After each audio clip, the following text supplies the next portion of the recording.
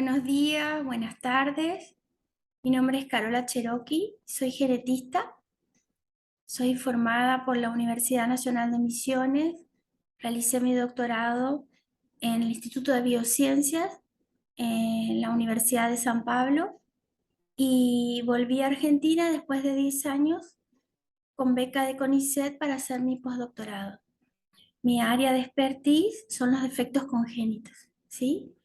Eh, Gracias por la invitación, gracias por permitirme estar en estas quintas jornadas de las enfermedades poco frecuentes en el NEA. Gracias a la universidad en la cual trabajo, yo solamente realizo docencia e investigación, tengo una dedicación exclusiva en la Universidad Católica de las Misiones y la UCAMI. Les voy a contar un poquito hoy de algo que seguramente ya sabrán, pero nunca habrán visto todos los datos juntos, ¿sí? Entonces vamos a hablar sobre el camino del diagnóstico. En el mundo ideal, ¿sí? Que no existe, cuando un paciente refiere los primeros síntomas, en estos primeros síntomas va a ser referido a un médico generalista, ¿sí? El médico generalista va a tener una sospecha diagnóstica, realizar estudios, ¿sí? Por ejemplo, de imágenes, bioquímicos, de sangre, y lo va a derivar a un médico especialista que realizará los estudios específicos, ¿sí? Generalmente estudios moleculares o cromosómicos para llegar a este tan ansiado diagnóstico.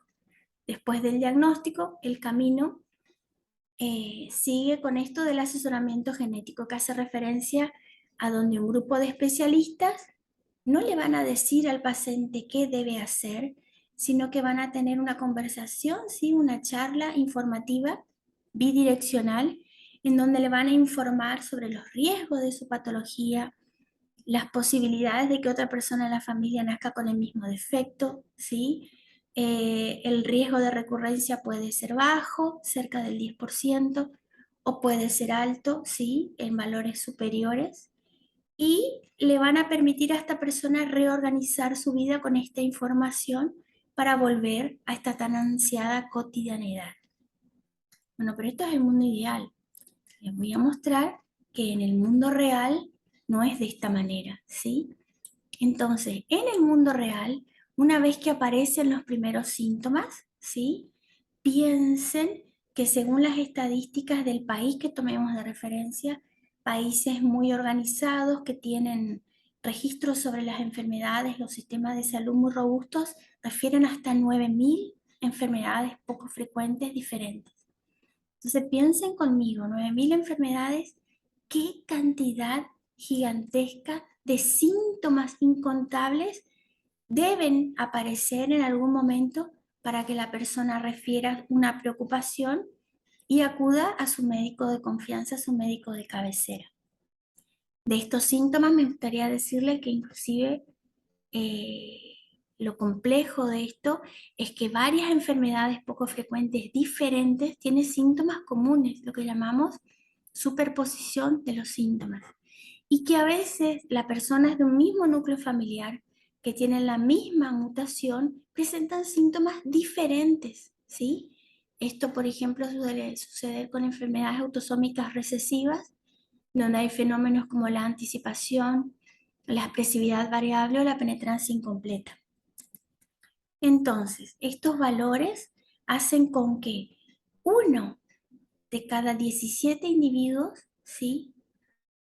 En algún momento de su vida, en la infancia, en la etapa pediátrica, en el adulto joven o en el adulto mayor, manifieste una enfermedad poco frecuente. Como todos ustedes ya deben saber, el 75% de estas personas lo manifiesta en la infancia. Y el 35% de esos niños que manifiestan síntomas en la infancia no llega al primer año de vida. Ya el valor de un individuo en cada 13 hace referencia a personas que van a convivir toda su vida, junto probablemente a otras personas de la familia, con una enfermedad poco frecuente sin diagnóstico, ¿sí? Bueno, continuando con esta odisea, aparece el médico generalista, el médico de confianza, que ellos mismos, según estas referencias bibliográficas que estuve estudiando, se autoevalúan y refieren que el 94% de los médicos considera que su conocimiento de las enfermedades poco frecuentes es insuficiente, ¿sí? O muy pobre. Entonces van a aparecer los primeros estudios ecográficos, de imágenes, de sangre, bioquímicos, que van a ser obviamente inconclusivos, muy probablemente inconclusivos. Se genera un estado de ansiedad en el paciente porque quiere saber esto que está pasando, qué es lo que está pasando. Aparece el doctor Google, sí, para empeorar las cosas, obviamente. Pueden aparecer más médicos generalistas. Estas referencias bibliográficas mencionan que hasta 4 encuentros con el mismo médico o con diferentes médicos hasta que aparece la referencia a la derivación a un médico especialista. Van a aparecer más estudios, la sospecha diagnóstica va a aparecer todavía eh, inconclusa, aumenta la ansiedad, aumenta la demora, aumentan los costos de más estudios y más médicos, ¿sí? Y lo más probable es que el médico generalista, en su búsqueda del diagnóstico, inicie el proceso tratando por lo menos los síntomas sin saber con seguridad qué es la patología que tiene este paciente. Aparece finalmente el médico especialista, ¿sí? Estamos hablando de que como no son consultas de urgencia, pueden pasar hasta 18 semanas entre los primeros síntomas y finalmente la consulta con un especialista, ¿sí? A veces puede haber consultas entre otros miembros, también especialistas, sobre lo que está presentando el paciente, ¿sí? El 44% de los pacientes puede, a pesar de todo esto, tener un diagnóstico equivocado. Sí, es un valor muy triste. Y aparecen estudios específicos, aparece finalmente la sospecha diagnóstica y el famoso estudio genético, estudio molecular. Vamos a dividir acá el gráfico para que vean que en el mundo real esto todavía no termina, ¿sí? Si estuviéramos en el estudio genético, sabiendo que el 80%, ¿sí? Aproximadamente, de las enfermedades poco frecuentes tiene algún componente genético, igualmente el paciente puede permanecer sin diagnóstico, ¿sí? A veces las patologías tienen más de una mutación causal, de manera que el médico puede pedir estudios dirigidos a la más frecuente y el paciente presenta alteraciones en genes menos frecuentes poblacionalmente, ¿sí? Entonces, estos estudios genéticos pueden requerir que se hagan retesteos, ¿sí? A veces hay poca confiabilidad o baja precisión en los estudios solicitados, de manera que el 50%, otra cifra muy triste, de los pacientes que logran hacer todo el recorrido y llegan a esta posibilidad del diagnóstico con el estudio genético permanecen igualmente sin encontrar el factor etiológico de su patología. Si volvemos a la parte superior del gráfico, en el mejor de los casos, después de uno o varios test genéticos, finalmente llega al diagnóstico correcto.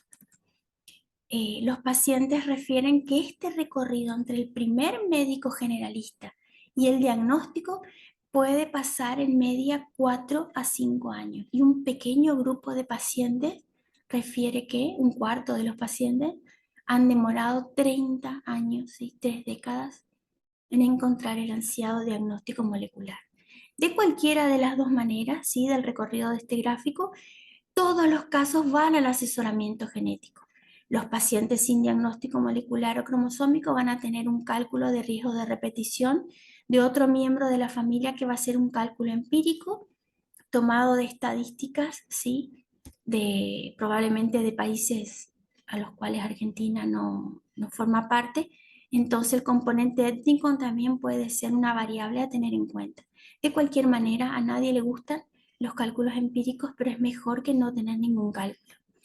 Y por el contrario, el paciente con el diagnóstico correcto va a llegar a un asesoramiento genético y un cálculo de riesgo y una información específica para su núcleo familiar. Aparecen, ¿sí? El apoyo con las distintas asociaciones que conocemos. A veces puede ser difícil encontrarlas si la patología es muy rara, o a veces, aunque las encontremos, puede ser difícil establecer el contacto. De cualquier manera, estos grupos de personas juegan un papel importantísimo en que el paciente entienda que no está solo, que hay otras personas que padecen eh, patologías y recorridos hasta el diagnóstico similares. Y por supuesto, lo que a mí me gusta destacar de los grupos de asociaciones es la posibilidad de hacer investigación, ¿sí? Nuclear pacientes, tener mayor número de casos, poder de alguna manera delinear el diagnóstico, los síntomas, la clínica de manera más detallada. Y estamos hablando de generar tratamientos innovadores, de tener más información para las familias, ¿sí? Y de mejores sistemas de soporte para esto que es, después del diagnóstico y después del asesoramiento, recuperar la vida cotidiana nuevamente. Bueno, entonces, después de terminar esta investigación, sí que la realicé específicamente para estas quintas jornadas, paramos para pensar. ¿Qué opinarán los pacientes de este recorrido? Y estas grandes entidades que publican datos hicieron la calificación, ¿sí?, de el mayor desafío vivido durante el proceso de diagnóstico según los pacientes. Hemos encontrado que la mayor cantidad de las referencias es sobre la ansiedad de encontrar el diagnóstico, ¿sí? Menos del 20%, las dificultades de una vez que hay diagnóstico que los profesionales de la salud, por ejemplo, solo por dar ejemplos, psicopedagogos, terapistas ocupacionales, maestras integradoras, nunca han escuchado de la patología, ¿sí? Y deben formarse en el área para asistir a este niño con problemas, ¿sí? Otro valor muy similar, 17%, hace referencia a que el mayor desafío fue tener atención especializada. El 16% hace referencia a que está todo muy descoordinado, como que no sabes cuál es el médico de cabecera, quién es el que manda, quién tenés que pedirle continuamente ayuda, ¿sí?, en lo cotidiano. Y el 18% hizo referencia a que el mayor desafío fue el acceso a medicamentos. Recordemos que el 90% de las enfermedades poco frecuentes no tiene un tratamiento aprobado. A tener información detallada, real, a corto, a mediano y a largo plazo de la patología y a la necesidad de apoyo. Entre los pacientes con los cuales yo tengo contacto, las referencias son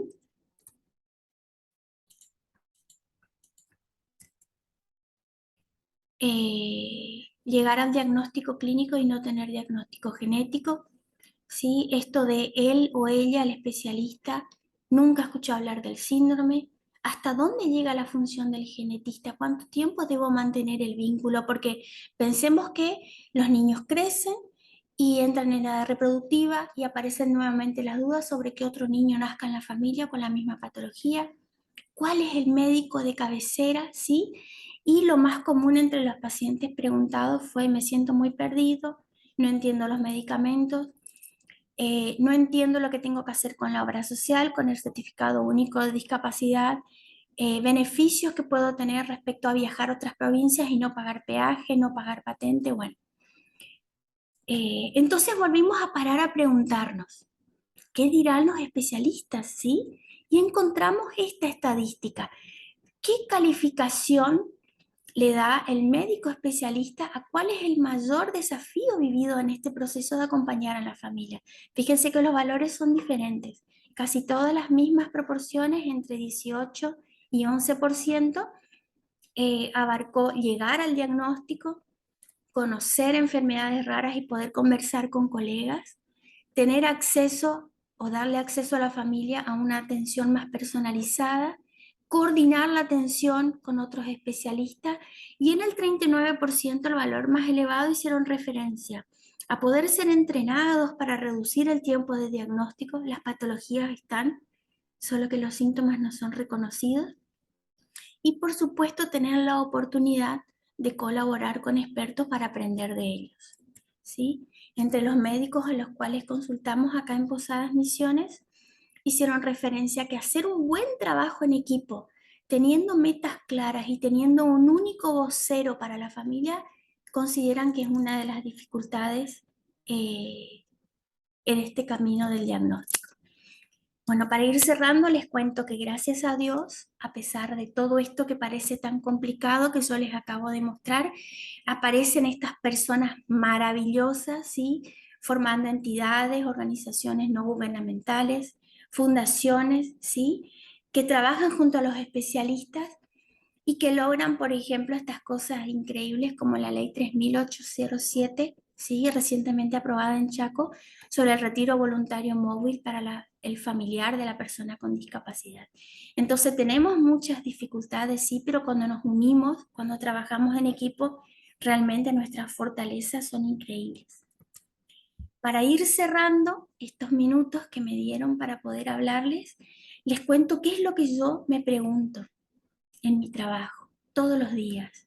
En esta gran arquitectura universal, a mí me cabe, quiero encontrar cuál es mi lugar, cuál es la mejor manera de apoyar a estas familias, dónde es el mejor libro para estudiar, cuál es la mejor universidad para pedir información, ¿sí? Y me encanta esto, ¿sí? Que tiene que ver con la campaña 2020 del Día Mundial de las Enfermedades Poco Frecuentes sobre mostrar tus rayas, todos diferentes y todos sumamos para el mismo lado. Agradezco a la UCAMI, ¿sí? Que me permite estar presente, me hubiese gustado muchísimo que sea presencial, no fue posible, entonces mantenemos el movimiento, ¿sí? Seguimos en este camino. Les cuento que en UCAMI lo que nosotros decimos es que trabajamos con fe y conciencia con compromiso social. No nos olvidamos que la información debe salir de las cuatro paredes de la universidad y llegar a la familia. Entonces, en este tipo de cosas que tenemos que seguir trabajando todos juntos, admitimos, ¿no?, que vamos con algo de miedo, pero vamos decididos a lo desconocido. Estas son las referencias que utilicé, las dispongo para cualquier persona que quiera consultarlas. La Fundación Mayo, la Comisión Global para terminar con la odisea del diagnóstico en niños con enfermedades raras y la Organización Nacional de las Enfermedades Raras. Eh, Como ya les dije al comienzo de la charla, mi trabajo principal es la docencia y la investigación. Entonces, vivir, amar y enseñar. Les agradezco mucho por estos minutos. Les dejo mi correo para contacto. Gracias inmensas a Nancy por permitirme estar con ustedes en esta charla tan linda y espero haber sido útil y haber movido un poco las ideas para que pensemos en lo mucho que podemos hacer cuando trabajamos todos juntos. Desde ya, muchas gracias.